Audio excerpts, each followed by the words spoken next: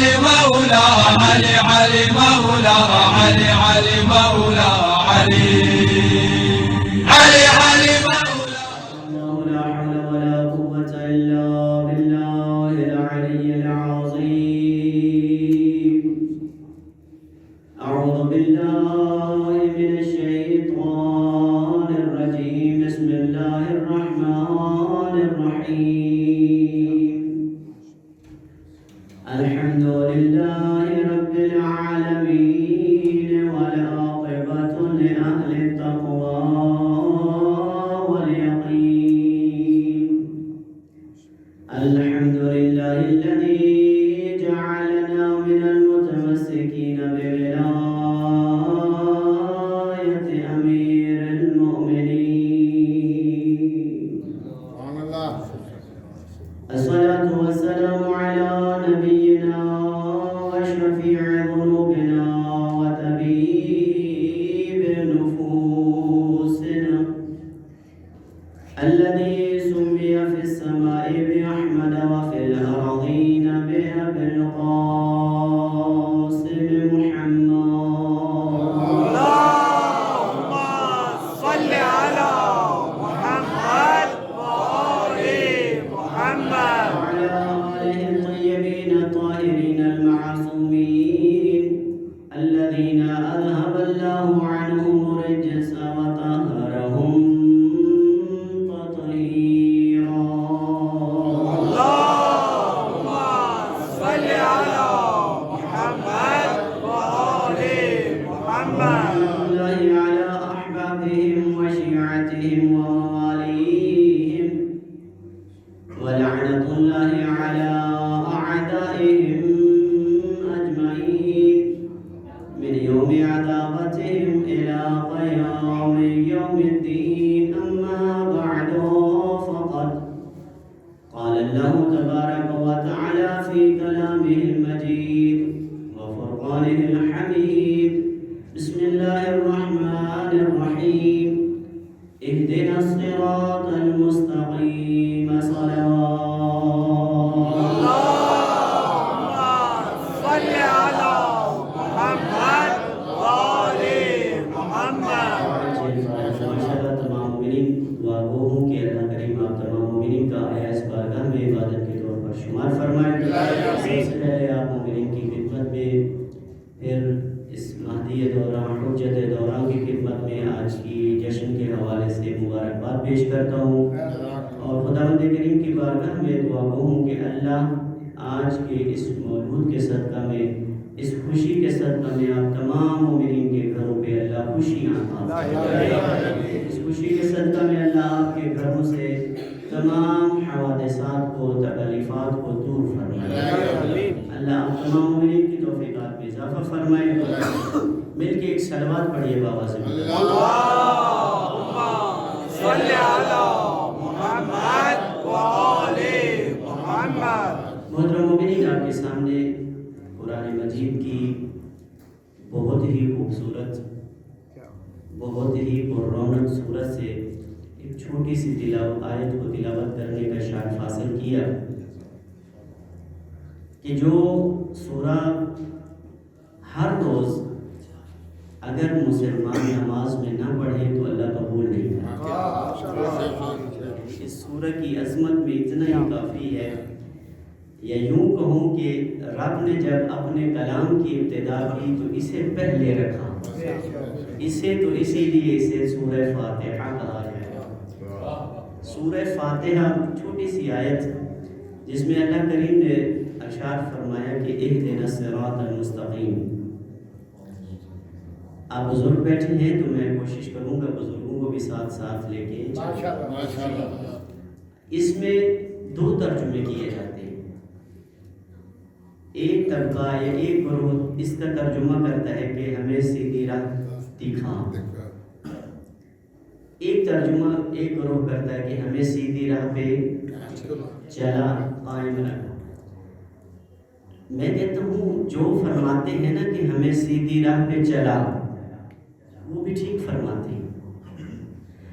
جو کہتے ہیں کہ ہمیں سیدھی راہ دکھا، وہ بھی صحیح فرماتے ہیں. اختلاف ترجموں میں نہیں ہے، اختلاف نصیبوں میں ہے۔ اختلاف ترجموں میں نہیں ہے، اختلاف نصیبوں میں ہے۔ کس طرح اختلاف نصیبوں میں ہے؟ توجہ دیجئے گا، انشاءاللہ سمجھنے کی کوشش کیجئے گا۔ میں کوشش کر رہا ہوں کہ نتیجہ خوبصورت ہوں اور کم وقت میں دوں۔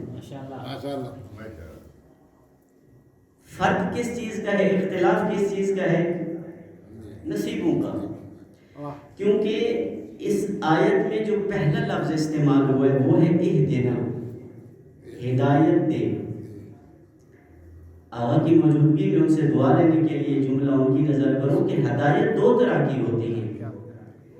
ایک ہدایت ہے اراد و طریق، یعنی راستہ دکھا دینا، اور دوسری ہدایت ہے ایصال الی المطلوب، یعنی منزل تک پہنچا دینا۔ ابھی نوجوانوں نے نہیں سمجھا، میں مثال دیتا ہوں۔ ایک مرتبہ دو شخص آتے ہیں میرے مہمان بن کر۔ ایک کہتا ہے کہ مجھے شاہ صاحب کے ہاں جانا ہے، اس کو ایک بندہ کہتا ہے جی یہاں سے یوں جاؤ گے، وہاں سے لیفٹ ہوگے، پھر رائٹ ہوگے، یوں جاؤ گے، یوں جاؤ گے، منزل آ جائے گی۔ ہادی یہ بھی ہے، ہدایت اس نے بھی کی ہے۔ اچھا دوسرا وہ ہوتا ہے جو کہتے ہیں میں نے شاہ صاحب کے ہاں جانا ہے، تو وہ لوگ کوئی اسے لے کر آ کے منزل تک پہنچا دینا ہے۔ آپ مجھے انصاف سے بتائیے ان میں سے خوش نصیب کون ہوا؟ یعنی جو منزل کو دیکھتے دیکھتے آ گیا، اور دوسرا وہ جو بھٹکتا پھٹکتا رہا، پھرتا پھراتا رہا گلیوں میں، وہ اس مقام پہ نہیں آیا۔ یعنی اس کا مطلب یہ ہے کہ ہدایت اس نے بھی کی کہ اس کو راستہ دکھا دیا، ہدایت اس نے بھی کی لیکن دکھانے کے ساتھ ساتھ منزل تک پہنچا دیا۔ تو اس کا نتیجہ یہ نکلا کہ ہدایت کرنے والے دو طرح سے ہیں۔ ایک وہ ہے جو منزل کو دکھا دیتا ہے، ایک وہ ہے جو منزل کو دکھاتا بھی ہے، منزل تک پہنچاتا بھی ہے۔ اس کا مطلب یہ ہے کہ بعد از پیغمبر دو طرح سے ہادی آئے۔ ایک نے کہہ دیا مرنا بھی ہے، قبر میں بھی جاؤ گے، حساب بھی ہوگا، میزان بھی لگے گا، پل صراط سے بھی گزرو گے، جنت جہنم میں بھی جاؤ گے۔ لیکن دوسرے ہادی نے کہا کہ جو میرا راستہ ہے، نبی کا وہی راستہ ہے، میرے راستے پر چلو گے تو جب مرو گے مجھے پاؤ گے، قبر میں جاؤ گے مجھے پاؤ گے، میزان میں جاؤ گے مجھے ساتھ ساتھ پاؤ گے، یہاں تک کہ کوثر تک بھی تجھے لے کر جاؤں گا۔ اللہ اکبر،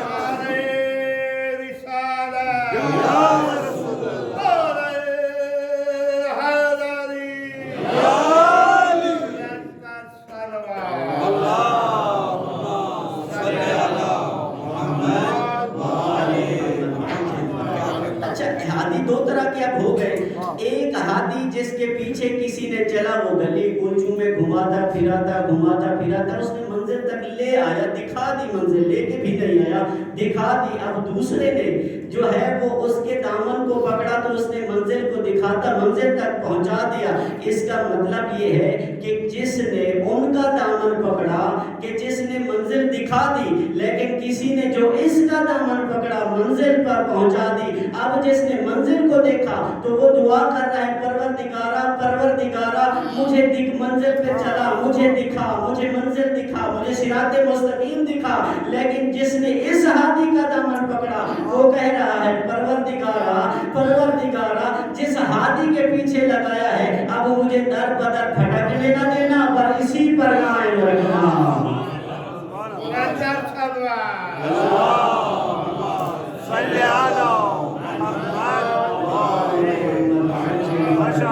جس نے اس ہادی کا دامن پکڑا وہ کہہ رہا ہے کہ پروردگارہ مجھے در بدر بھٹکنے نہ دینا، بس اسی کے ساتھ ہی قائم رکھنا۔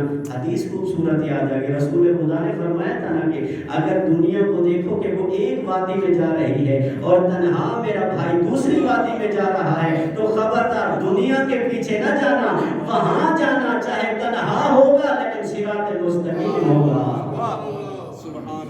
تو ہدایت کے لیے صراط مستقیم، تو اب صراط مستقیم پروردگار اللہ ضروری ہے، دیکھنا بھی ہے، تو صراط مستقیم دکھا، صراط مستقیم پر قائم رکھ۔ اللہ نے کہا اس کے بعد والی آیت میں کہ صراط مستقیم دیکھنا چاہتے ہو تو ان لوگوں کا راستہ ہے صراط مستقیم جن پر میرا انعام ہے۔ یعنی اس کا مطلب ہے کہ اب ہمیں صراط مستقیم نہیں ڈھونڈنا، اب ہمیں ان لوگوں کو ڈھونڈنا ہے جن کا راستہ ہی صراط مستقیم ہے۔ اس لیے کہ جب وہ ہمیں مل جائیں گے تو پھر صراط مستقیم بھی مل جائے گی۔ ایسے ہے کہ نہیں ہے؟ صراط مستقیم ڈھونڈنا بھی ضروری ہے، اس لیے کہ صراط مستقیم ہوگی تو نجات ہوگی۔ اب اللہ نے کہا کہ ان لوگوں کا راستہ ہی صراط مستقیم ہے کہ جن پر میں نے انعام نازل کیا۔ اللہ نے ایک اور سورہ میں فرمایا، کیا فرمایا؟ فرمایا اولئک الذین انعم اللہ علیہم، میری نعمت ان لوگوں پر ہے۔ فرمایا کن لوگوں پر ہے؟ فرمایا من النبیین من ذریت آدم، جو آدم کی ذریت میں سے نبی ہیں، اللہ نے کہا ان پر میری نعمت ہے۔ یعنی ایک یہ لوگ ہو گئے کہ جن کا راستہ صراط مستقیم ہے، اور دوسرا فرمایا کہ وہ ہے ممن حملنا مع نوح، اور دوسرے وہ کہ جو نوح کے ساتھ کشتی میں سوار ہوئے تھے۔ توجہ چاہتا ہوں، نتیجہ بہت خوبصورت ہے۔ پہلے وہ لوگ ہو گئے جو آدم کی نسل سے ہے، آدم کی ذریت سے ہے، لیکن نبی ہے، اللہ نے کہا ان پر میرا انعام ہے۔ اور دوسرے وہ کہ جو نوح کے ساتھ کشتی میں سوار ہوئے۔ پھر فرمایا کہ تیسرے نمبر پہ کون ہے؟ فرمایا وَمِن ذُرِّيَّةِ إِبْرَاهِيمَ وَإِسْرَائِيلَ، فرمایا دوسرے وہ جو ابراہیم کی ذریت میں سے ہے اور اسرائیل سے مراد جناب یعقوب علیہ السلام۔ توجہ چاہتا ہوں، یہ کہ خوبصورت نتیجہ ہے۔ اب جناب ابراہیم کون ہے؟ بڑے اللہ کے مقرب نبیوں میں سے ہیں، اولو العزم پیغمبروں میں سے ہیں، بعد از نبی بڑا مرتبہ ہے ان کا۔ اب پھر جناب یعقوب کون ہے؟ جناب یعقوب حضرت ابراہیم علیہ السلام کے بیٹے جناب اسحاق کی اولاد سے ہیں۔ توجہ چاہتا ہوں، اس کا مطلب ہے کہ اس آیت میں اللہ نے دادا کا بھی ذکر کر دیا، اللہ نے اسی آیت میں پوتے کا بھی تذکرہ کر دیا۔ تو اب سوال یہاں یہ پیدا ہوتا ہے کہ ایک ہی آیت میں اللہ نے دادا اور پوتے کا ذکر کیوں کیا؟ دادا اور پوتے کا ایک ہی ذکر میں کیوں کیا؟ اس کی وجہ توجہ چاہتا ہوں، اس کی وجہ یہ ہے کہ جناب ابراہیم کی ذریت دو نسلوں سے چلی ہے، ایک جناب اسماعیل، ایک جناب اسحاق سے۔ اس کا مطلب ہے کہ ایک ذریت چلی جناب ابراہیم سے، ان کا راستہ بھی صراط مستقیم ہے، بھول گئے ہو، اور دوسری نسل چلی جناب اسحاق سے، تو ان کی نسل سے بھی صراط مستقیم ہے۔ توجہ چاہتا ہوں عزیزو، یاد رکھنا۔ اب یہاں پہ پہنچ گئے، نتیجہ یہاں تک ہو گیا۔ اس کا مطلب یہ ہے کہ جناب اسحاق کی نسل سے کون ہے؟ جناب یعقوب، یوسف، موسیٰ، عیسیٰ، یحییٰ، زکریا، عیسیٰ، یہ توجہ رکھتے ہیں۔ اب دوسری نسل جناب ابراہیم سے جو چلی، محمد ہے، پھر محمد ہے، پھر محمد ہے، پھر محمد ہے، کیونکہ یہ سارے ہی محمد ہیں۔ اولنا محمد، اوسطنا محمد، آخرنا محمد، کلنا محمد۔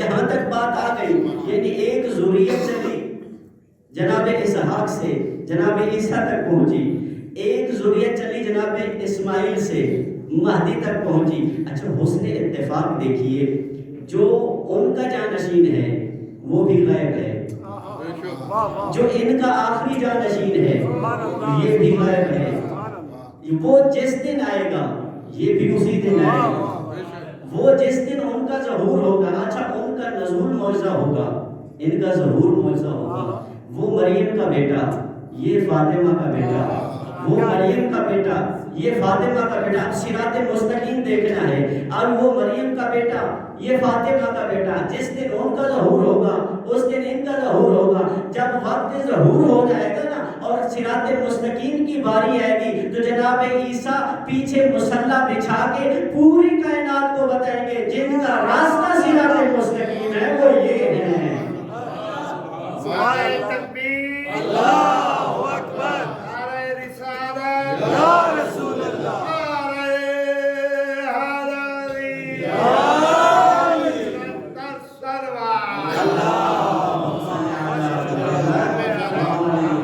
جن کا راستہ صراط مستقیم ہے وہ یہ ہے۔ تو اللہ نے اسی صراط مستقیم کے لیے 1,24,000 نبی بھیجے جنہوں نے صراط مستقیم دکھائی۔ اچھا ایک دو کوششیں ہم بھی تو کر سکتے ہیں کہ نہیں کر سکتے؟ دو تین کوششیں کر لیتے ہیں، وقت بچ جائے گا تو زیادہ کر لیں گے۔ صلوات پڑھیے بابا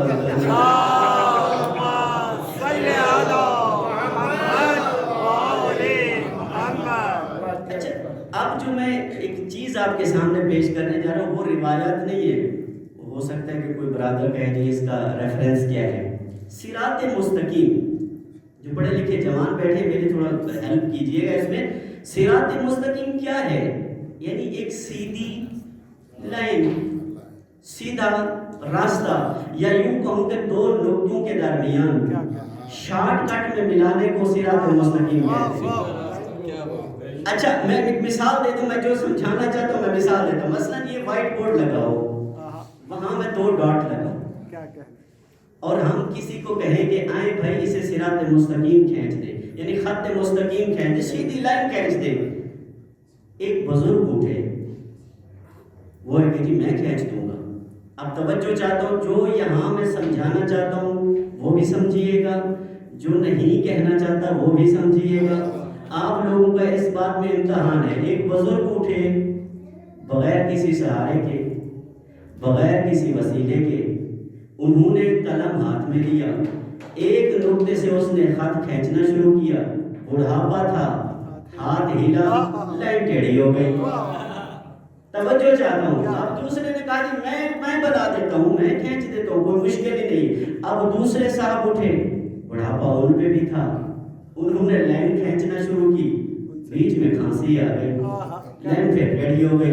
اب تیسرے نے کہا جی کوئی مشکل ہی نہیں ہے، میں بنا دیتا ہوں۔ توجہ کیجئے گا، اب اس تیسرے نے پہلے 2 کی سنت پہ عمل کرتے ہوئے، پہلے دونوں کی سنت پہ عمل کرتے ہوئے، بغیر کسی سہارے کے، بغیر کسی وسیلے کے، اب وہ صاحب اٹھے، بڑھاپا ان پہ بھی تھا، اب انہوں نے لائن کھینچنا شروع کی، آنکھوں سے چشمہ گر گیا، لائن پھر ٹیڑھی ہو گئی۔ اب ہم نے کہا یار یہ تو بہت مشکل ہوگا، 3 کو آزما لیا، صراط مستقیم اب بھی نہیں بن رہی، کوئی کوشش کیجیے۔ ادھر سے ایک جوان اٹھا، اس نے کہا میں کر دیتا ہوں۔ اب تینوں نے اسے دیکھا، ہم سے ہوا نہیں، آپ سے کیسے ہوگا؟ اب اس نے بیگ کھولا، بیگ سے جیومیٹری باکس کو نکالا، جیومیٹری باکس سے پیمانے کو نکالا، پیمانے کو دونوں خطوں کے نیچے رکھ کے اس خط کو کھینچنا شروع کیا۔ اب جو کھینچا پوری لکیر آ گئی سیدھی۔ اب اس نے کائنات کو بتایا یاد رکھو پیمانے کو لغت میں امامت بھی کہتے ہیں، اگر امامت کے ساتھ چلو گے تو صراط مستقیم مل جائے گی۔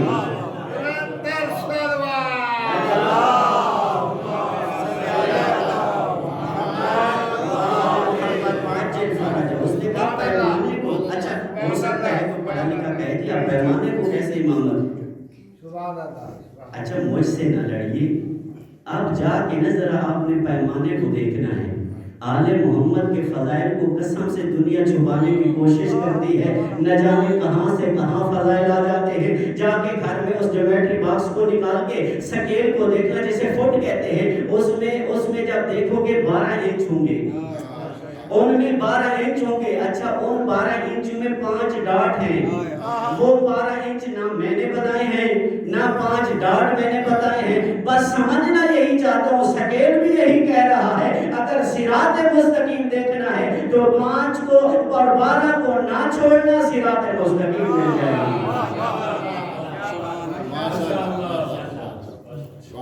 5 اور 12 کے عدد کو نہ چھوڑے ہوئے تو صراط مستقیم مل جائے گی۔ تو اس کا مطلب یہ ہے کہ امامت ہی صراط مستقیم ہے، امامت ہی صراط مستقیم ہے۔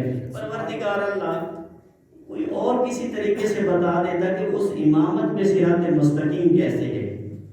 آج میں جس چیز کی طرف آپ کی توجہ دلانا چاہتا ہوں، حدیث لوح کی طرف۔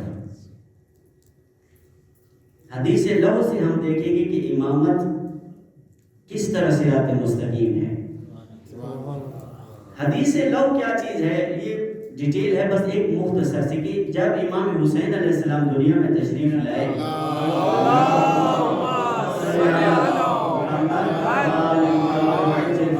تو اللہ نے اپنے نبی کو جو تحفہ دیا وہ حدیث لوح ہے۔ اب ذرا آپ سوچو جو حسین کی آمد پہ اللہ تحفہ دے وہ کتنا عظیم تحفہ۔ اللہ نے تحفہ دیا اپنے نبی کو، نبی نے وہی تحفہ اپنی بیٹی کو دیا۔ حدیث لوح، اس میں اللہ نے اپنے حبیب کو ان جانشین کے نام بھی گنوائے، ان کے فضائل بھی بتائے، اور لوگوں کے لیے مشعل راہ بنایا کہ یاد رکھو امامت یہی ہے اور یہی صراط مستقیم ہے۔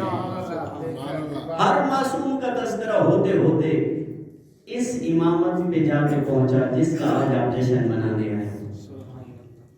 اللہ نے اس معصوم کے حوالے سے بہت ہی خوبصورت ارشاد فرمایا وَأَخْتِمْ بِسَعَادَةٍ وَأَخْتِمُ بِسَعَادَةٍ، فرمایا کہ اس ہستی پر میں سعادت کی تکمیل کروں گا۔ اب جملہ کتنا ہے، آپ کتنا محسوس کرتے ہیں کہ اللہ نے کہا کہ اس ہستی پر میں سعادت کی تکمیل کروں گا۔ میں کہوں گا اللہ جب ان کے جد پہ دین کی تکمیل کرتا ہے، ان پہ سعادت کی تکمیل کرتا ہے، یعنی جس پہ خوش بختی کی تکمیل ہو جائے وہ خود کتنا عظیم شخص ہوگا، کتنی عظیم شخصیت ہوگی۔ پھر فرمایا وہ ولی، وہ میرا ولی ہوگا۔ پھر فرمایا وہ ناصری، وہ میرا ناصر ہوگا۔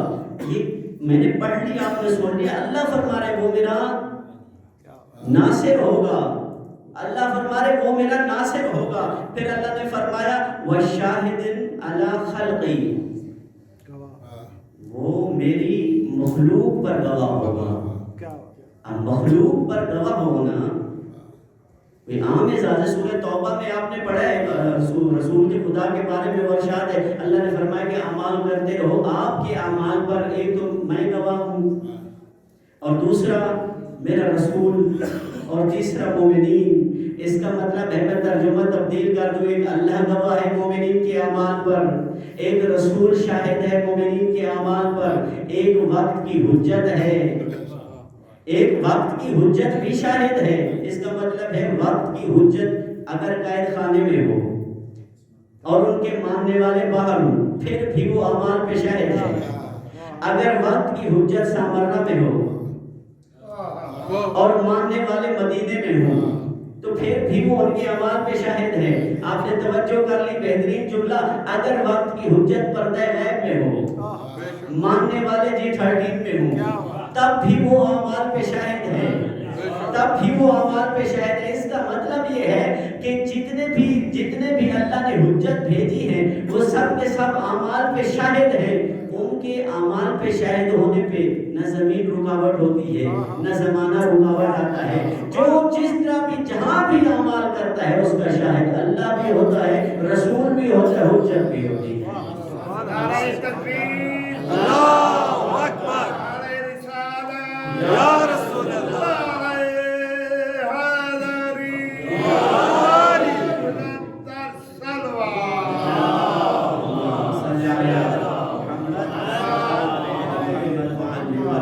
پھر فرمایا وہ امین وحی، وہ میری وحی پر امین ہوگا۔ وحی الہی پہ امین ہوتے ہیں یہ امام، یعنی وحی الہی قرآن مجید پر امین ہوگا۔ جو بھی اللہ انہیں کہے گا اس میں وہ اپنی مرضی و منشا کے مطابق نہیں کہیں گے، وہی کہیں گے جو اس کی رضا ہوگی۔ پھر فرماتے ہیں کہ الہادی الی سبیلی، وہ میرے راستے کی طرف ہدایت کرنے والا ہوگا۔ اس کا مطلب ہے جب بھی امام کسی کو بلاتا ہے تو اللہ کے راستے پر بلاتا ہے، اپنی طرف نہیں بلاتا۔ پھر فرمایا والخازن لعلمی، وہ میرے علم کا خزینہ ہوگا، وہ میرے علم کا خزانہ ہوگا۔ یعنی اس کا مطلب یہ ہے کہ جتنے بھی نبی ہیں، اللہ کی جتنے بھی ولی ہیں، حجتیں ہیں، اللہ انہیں اپنے علم کا خزانہ بھیج دیتا ہے۔ یہ جو دنیا میں جب آتے ہیں تو نہ پڑھے لوگ، کوئی کہتے ہیں امی تھے، کوئی کہتے ہیں پڑھے لکھے نہیں تھے، اللہ نے کہا وہ میرے علم کا خزانہ ہوگا۔ اور امام حسن عسکری کے لیے یہ جملہ اللہ نے کہا کہ وہ میرے علم کا خزانہ ہوگا۔ کس طرح علم کا خزانہ ہوگا؟ ایک چھوٹا سا واقعہ آپ کی خدمت میں عرض کروں۔ جب امام کا دور تھا نا، امام صاحب مرہ میں تھے، اس وقت قحط ہو گیا تھا، قحط، بارش نہیں ہو رہی تھی۔ اس وقت ایک عیسائی کا بڑا چرچا ہوا کہ وہ دعا کے لیے ہاتھ بلند کرتا، بارش آ جاتی۔ اب اس کے اس عمل سے مسلمان بھی جو ہے وہ تبدیل ہو رہے تھے کہ یار یہ تو بڑا پہنچی ہوئی سرکار ہے۔ اب نتیجہ یہ ہے کہ اس زمانے کے جتنے بھی وہ بادشاہ وقت تھا وہ بھی خوف زدہ تھا۔ اب پریشان تھا کہ اس کا رائے حل کیا ہے۔ اب کسی نے کہا، اب میرا یہ جملہ اپنا ہے، تاریخ میں نہیں ہے، کسی نے کہا ہوگا کہ بزرگوں کی سنت پر عمل کیجئے۔ بزرگ بھی جب مشکل میں آتے تھے تو مشکل کشا کے دروازے پر آتے تھے، آپ پہ مشکل آئی ہے تو مشکل کشا کے بیٹے کے دروازے پر آتے۔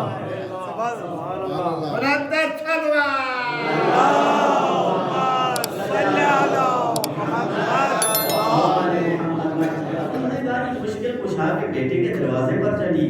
اب امام کے پاس جیسے ہی انہوں نے کہا کہ مولا بارش نہیں ہو رہی، اب اسی طرح عیسائی نے کر چرچا کیا ہوا ہے، اب دین پہ وقت آیا تھا، حالانکہ امام نظر بند تھے۔ کتنا علم و بردباری ہے مولا میں کہ اب دین کا معاملہ ہے، تو اللہ نے کہا کہ یہ میرے وحی کے امین ہوں گے، تو کہا میں چلتا ہوں۔ اب جیسے ہی امام گئے تو امام نے کہا بلاؤ ذرا اسے، اور ایسے نہیں، اور باقی لوگوں کو بھی بلاؤ، جو معتقد بنے ہوئے ہیں ذرا ان کو بھی بلاؤ۔ اب اس نے ہاتھ کھڑے کیے تو ساتھ کھڑے ایک شخص کو امام نے کہا اپنے صحابی کو کہ جاؤ، جیسے یہ ہاتھ کھڑے کرے ان کی انگلیوں کے بیچ میں کوئی چیز ہے وہ نکال کے لے آؤ۔ اچھا، وہ جیسے ہاتھ کھڑے کر رہا تھا، بادل آ رہے تھے، وہ چیز نکلی، بادل وہ بھی چلے گئے۔ اب یہ پریشان ہے، اگر بھاگ کے کہتے ہیں کہ مجھے چیز واپس ہو، وہ دنیا دیکھتی ہے۔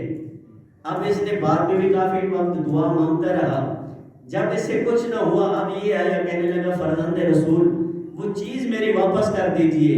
امام نے کہا یہ واپس نہیں کر سکتا، اگر تو مانگ سکتا ہے تو مانگ لے۔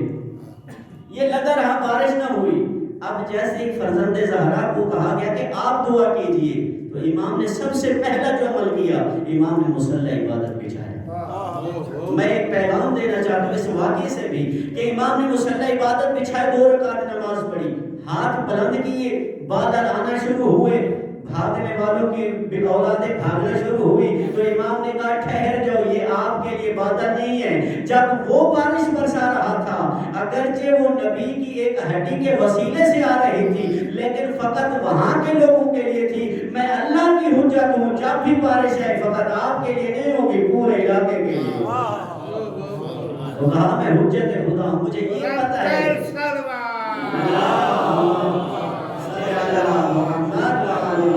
میں جانتا ہوں کہ یہ جو بادل ہے وہ آپ کے لیے نہیں ہے، یہ اور بستی والوں کے لیے۔ اگرچہ امام نے یہاں پہ 3 مرتبہ کہا یہ بھی آپ کے لیے نہیں، یہ ابھی آپ کے لیے نہیں۔ اب امام نے کہا یہ والا بادل جو آ رہا ہے نا، یہ آپ کے لیے، گھروں کو چلے جاؤ۔ یہاں جو میں نے سمجھا ہے نا، یہاں جو میں نے سمجھا ہے، آپ کو بھی شاید اس سے زیادہ آپ سبق لے سکتے ہیں۔ جو میں نے یہاں پیغام سمجھا وہ یہ تھا کہ اللہ کی حجت جب بھی اس طرح کا کوئی بھی آتی ہے، سجدہ کر کے لوگوں کو بتاتے ہیں عزت دینے والی وہی ذات ہے جس کے لیے ہم سجدہ کر رہے ہیں۔ یہ پیغام ہے۔ اگر ہوتا تو وہ اپنے کے لیے کر لیتے، نہیں، آپ کیا کس کے لیے؟ رب کے لیے۔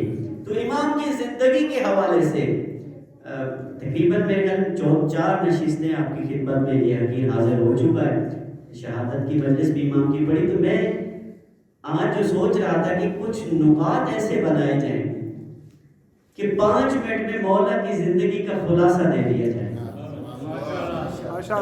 کچھ کام آپ بھی کیجئے گا، میں موضوع دے دیتا ہوں۔ نوجوان جتنے بیٹھے ہیں، 16 قسم کے موضوع جو ہے وہ میں نے اخذ کیے ہیں، انہی سے ہی ہم جو ہے وہ آپ مولا کی زندگی پہ خلاصہ کر سکتے ہیں۔ سب سے پہلے جس پہ بحث ہو سکتی ہے وہ مولا کا نام لقب اور کنیت، یہ بھی ایک موضوع ہے مولا کی زندگی کا. اور مولا کی زندگی کا دوسرا جو موضوع ہے وہ ہے علم، عبادت اور علم.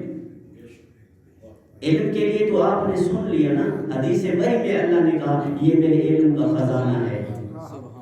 اور علم کی آپ نے دیکھ بھی لی مثال کہ ہڈی ادھر ہے چھپائی ہوئی اس نے. علم امام کا اتنا تھا، امام نے کہا اس کے پاس کسی ولی کی یا نبی کی ہڈی ہے. علم کا یہ انداز ہے. اور علم کا یہ انداز کہ اپنے دور میں جب بھی قرآن پہ کسی نے حملہ کیا تو امام سب سے پہلے آ گیا.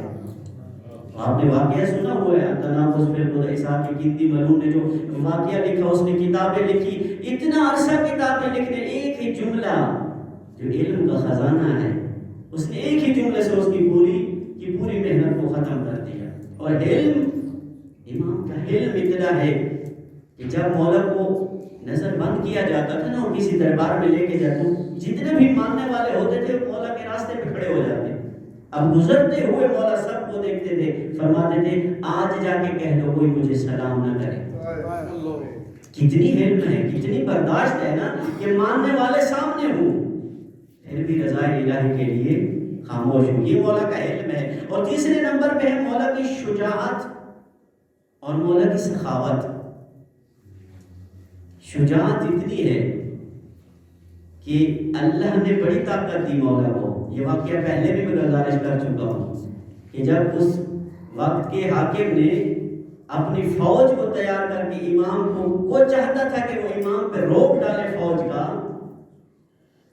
اس نے دستے پہ دستے بھیجے اور پھر کہا کہ ذرا دیکھی میری فوج. امام نے کہا ذرا پھر میں اپنی فوج بھی دکھاؤں گا.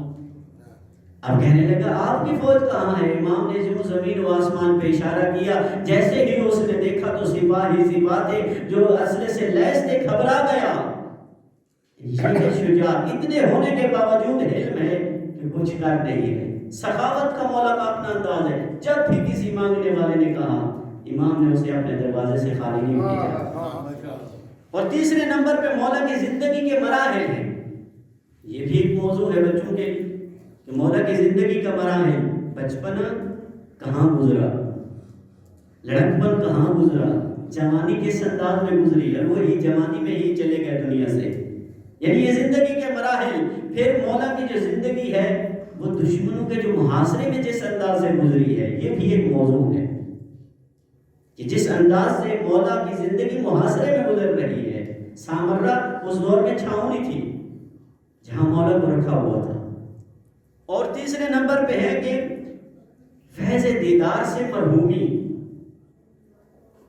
مولا کو جتنے بھی چاہنے والے تھے دیکھ نہیں پاتے تھے، مولا کو دیکھنے کے لیے ترستے تھے اور مولا اپنے شیعوں کو دیکھنے کے لیے ترستے تھے. یہ بھی ایک زندگی کے مولا کی زندگی کا موضوع ہے. اور ساتواں ہے کہ شدید دباؤ. مولا کی زندگی کوئی آسان نہیں تھی، ہر دفعہ چینج ہو رہے تھے.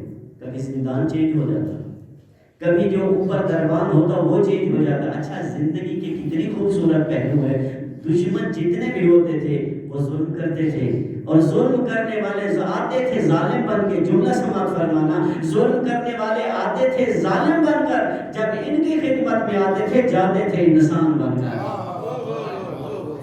جس جگہ پہ بھی گئے امام، شدید دباؤ، ملنے کسی کو نہیں دیا جا رہا، بار بار گھروں کی چیکنگ ہوتی ہے، خواتین تک بھی جاسوس بھیجی جاتی ہے. یہ بھی زندگی. اور دشمن کا کردار. مولا کی زندگی میں یہ بڑا عظیم پہلو ہے کہ اس وقت دشمن کا کیا کردار ہے. دشمن وہاں دو پہلو میں کر رہا تھا، بس 5 یا 6 منٹ کی اور زحمت ہے. اس وقت دشمن کس انداز میں کیا کر رہا تھا؟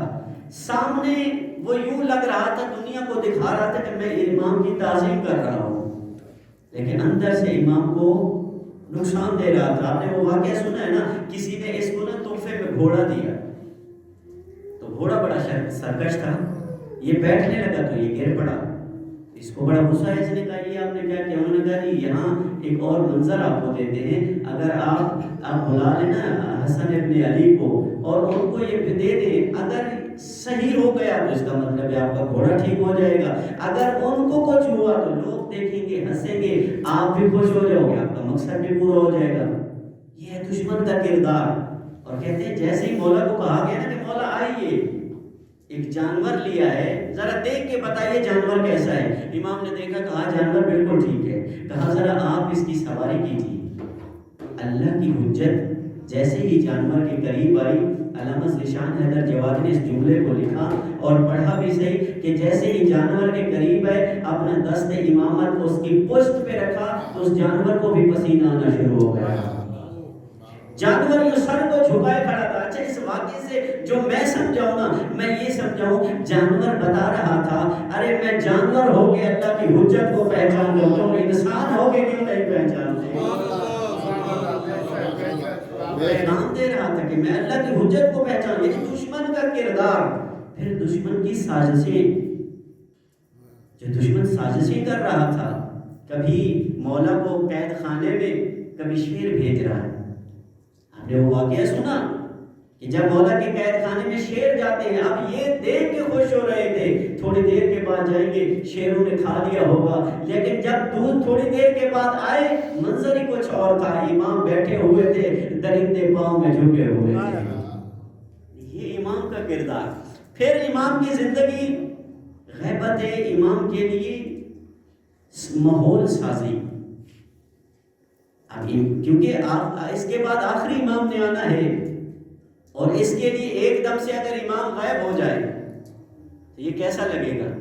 مثلا جہاں آپ کے ہاں نماز پڑھاتے ہیں، ظہر کا ٹائم ہو جائے امام صاحب غائب ہو جائے تو آپ پہ کیا گزرے گی؟ اگر امام صاحب کچھ ماحول بنائے کہ بھیا بیمار ہوں یہ، تو پھر تھوڑا سکون ہوتا ہے۔ اب اس امام نے امام زمان کے غیبت کے بارے میں بھی بتانا تھا، ماحول بھی بنانا تھا، تو اب سوچو کتنا مشکل ہوگا یہ مرحلہ جو امام نے بأحسن خوبی انجام دیا۔ ماحول بنایا امام زمان کی غیبت کے حوالے سے، پھر ماحول بنانے کے ساتھ ساتھ اپنے بعد آنے والے امام کا تعارف بھی کروانا ہے۔ 4 یا 5 برس امام زمان کی عمر تھی جب امام دنیا سے گئے، تو اب 4 یا 5 برس کے بچے کو تعارف بھی کروانا ہے، اسے دشمنوں سے بھی بچانا ہے۔ یہ کتنا مشکل ہوگا، کتنا مشکل ہوگا۔ ایک مولا کا صحابی ہے احمد بن اسحاق، گھر بیٹھ کے نا اس کو یاد آئے کہ مجھے آج امام نے کہا ہے کہ اے ابن اسحاق، احمد بن اسحاق، میرا آخری ٹائم ہے، میں اب جلد آپ سے رخصت ہونے والا ہوں۔ یہ حیران ہو گیا کہ مولا کے بعد پھر ہمارا رہنما کون ہوگا، یعنی مولا کے بعد ہمیں ہدایت کون کرے گا؟ اب یہ گھر میں سوچا، اس کے ذہن میں ہے، تو اس نے وہاں سے کھڑے ہو گئے، چلا یہ گھر سے، اس نے آگے دلباب کیا، امام کے جو دربان تھے اس نے پوچھا کون؟ اندر سے امام نے آواز دی کہ یہ احمد بن اسحاق ہے، اسے بھیج دو۔ جیسے ہی احمد بن اسحاق آ کے بیٹھا نا، اب احمد بن اسحاق نے امام کو سوال کا نہیں بتایا کہ میرے ذہن میں یہ آیا ہے اور یہ میں پوچھنے آیا ہوں۔ امام نے احمد بن اسحاق کو دیکھ کے کہا، اے احمد بن اسحاق، لولا الحجت لسخط الارض باہلہا، یاد رکھ جب تک اللہ کی حجت اللہ کی زمین پر ہے تو یہ زمین سلامت ہے، اگر حجت خدا زمین پر نہ ہو تو زمین دھس جائے۔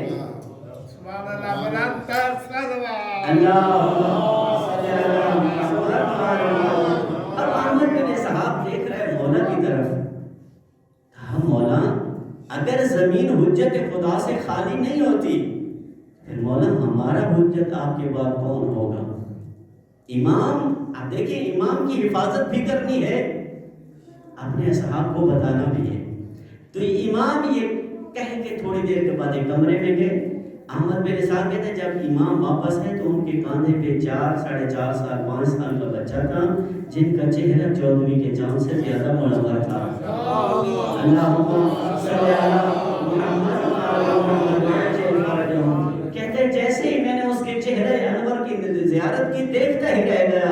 امام نے کہا اے احمد بن اسحاق یاد رکھ میرے بعد آپ کے لیے حجت خدا یہ میرا بیٹا ہے۔ یعنی امام کتنا مشکل مرحلہ ہے۔ اور پھر امام کی حکمت عملی، وہ حکمت عملی چاہے سیاسی ہو، چاہے علمی ہو، چاہے اقتصادی ہو، کیونکہ مومنین کے لیے اقتصاد اس پر بڑا مسئلہ تھا۔ اور مولا کی حکمت عملی یہ تھی کہ مولا نے کس طرح جو ہے وہ شیعوں کی مدد کی۔ جب بھی کسی کو کوئی مشکل ہوتی تھی نا اور امام کو پتہ چل جاتا تھا، امام اس کی مشکل حل کرتے ہیں۔ اور یہ حکمت عملی امام نے انجام دی، اور پھر اس حکمت عملی کو امام نے تقلید میں بدلا۔ تقلید کا باقاعدہ آغاز امام حسن عسکری نے اپنے قول سے دی، اور یہ روایات میں امام کی سیرت میں ملتا ہے کہ جب لوگ آتے تھے نا امام کے پاس اور کہیں آ کے مسئلہ پوچھتے تھے، مولا فرماتے تھے کہاں سے آئے ہو؟ کہا مولا فلاں جگہ سے۔ امام فرماتے تمہارے ہاں تو میں نے ایک بندے کو بھیجا ہوا ہے، تمہارے ہاں تو میرا ایک نائب موجود ہے، جاؤ اس سے پوچھو۔ تو یہاں امام لوگوں کو تقلید کی طرف آمادہ کر رہے تھے، تقلید کا جال امام نے بچھایا، یعنی یہ امام کی سیرت میں سے تھا۔ اور ایک اور پہلو تھا امام کی علمی جدوجہد، اور پھر شیعوں کا باہمی رابطہ۔ پتہ ہو کہ یہ شیعہ ہے، یہ کہاں ہوتا ہے، امام نے ایک شیعہ کو دوسرے شیعہ کی طرف بھیج کے ان کا رابطہ بحال کیا، یعنی یہ مولا کی زندگی کا ایک نمایاں پہلو ہے۔ پھر شیعوں کی تربیت، یہ آخری پہلو امام کی زندگی کا۔ شیعوں کی تربیت بھی تو امام ہی نے کرنی ہے، وقت کی حجت ہی نے تربیت کرنی، تو امام نے کس طرح تربیت کی؟ امام کو تو باہر نکلنے نہیں دی جا رہا، امام نے خطوط کے ذریعے، قاصد بھیج کر، خطوط کے ذریعے، اور ایک راوی ہے وہ روایت کرتا ہے کہ امام نے مجھے ایک عصا دیا، ماننے والا تھا لیکن اس کی معرفت اتنی بلند نہیں تھی، تو امام نے اسے ایک لکڑی کا عصا دیا، کہا کہ جو فلاں ایک آدمی کو دے کے آؤ۔ وہ کہتے ہیں کہ میں راستے میں آ رہا تھا نا، تو وہ میرا جو عصا تھا وہ گر گیا، تو میں نے اسی عصا کو اٹھا کے سواری پہ مارا تو وہ درمیان سے ٹوٹا، میں نے دیکھا تو بیچ میں امام کا خط رکھا ہوا تھا۔ یعنی امام نے اپنے شیعوں کی تربیت اس کے ذریعے کی۔ بس آخری پیغام آپ کے لیے کہ اس لیے جشن ہوتے ہیں کہ ہم کم از کم اپنی امام کی سیرت کے متعلق آگاہی حاصل کریں۔ تو جوانوں کوشش کیا کرو، جب بھی کسی رسول کی شہادت ہوتی ہے، ولادت ہوتی ہے، تو کم از کم 2 یا 3 صفحے اس امام کی سیرت کے پڑھا کریں، یا اپنے ذہن میں بیٹھ کے کچھ سوال بنایا کریں، اپنے گھر میں بیٹھ کے چھوٹے چھوٹے سوال اپنے بچوں پہ کیا کریں، اپنے امام کا نام بتایا کریں، لقب بتایا کریں، یہ ضرورت ہے اس دور کی۔ اللہ تعالیٰ آپ تمام مومنین کا حامی و ناصر ہو۔ خداوند کریم کی بارگاہ میں دعا ہو کہ اللہ کریم نے حقیر کی یہ چھوٹی سی کاوش اپنی بارگاہ میں قبول فرمائے، حقیر کے ٹوٹے پھوٹے الفاظ اپنی بارگاہ میں عبادت کے طور پر شمار فرمائے۔ اللہ تعالیٰ آپ تمام مومنین کو توفیقات میں اضافہ فرمائے۔ آپ بیٹھ گئے ہیں، آپ کا بیٹھنا اللہ تعالیٰ اپنی بارگاہ میں قبول فرمائے۔ اللہ تعالیٰ آپ کی پریشانیوں کو دور فرمائے، اللہ تعالیٰ آپ کی مشکلات کو آسان فرمائے، اللہ تعالیٰ آپ کے گھروں پہ اپنے خصوصی رحمتوں کا نزول فرمائے، اللہ تعالیٰ آپ کو تمام حوادثات زمانہ سے محفوظ فرمائے، شر شیطان سے محفوظ فرمائے۔ اللہ کریم آپ کے بیماروں کو شفا عطا فرمائے، اللہ کریم آپ کے مسافروں کو حفظ و امان عطا فرمائے، اللہ کریم آپ کے مرحومین کے درجات بلند سے بلند فرمائے۔ تمام حاجات کی قبولیت کے لیے، اپنی حاجات کی قبولیت کے لیے مل کے بابا